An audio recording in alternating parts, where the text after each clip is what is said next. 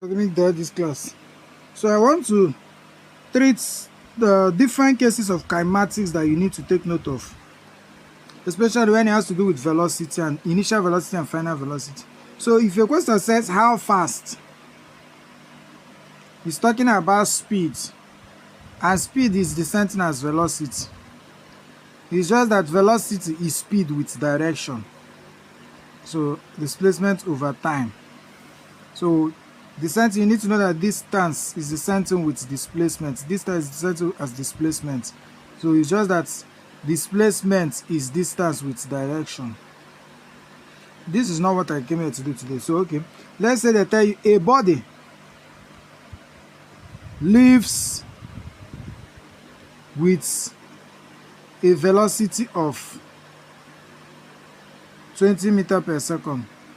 This thing they say a body leaves is the same thing as saying a body starts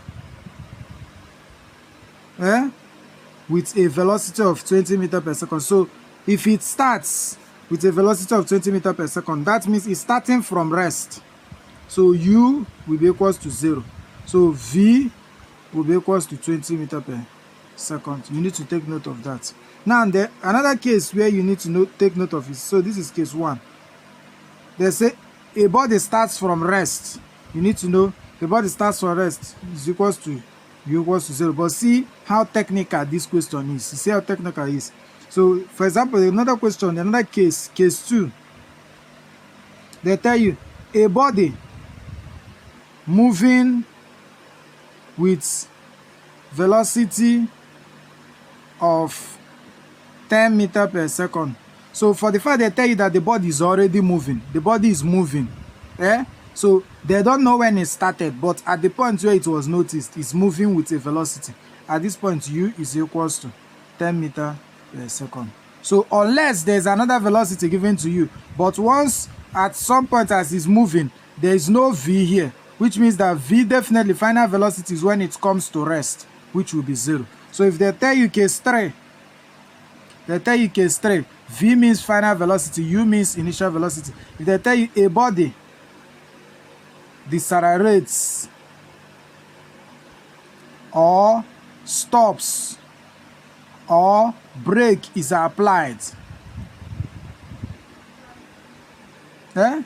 v is 0.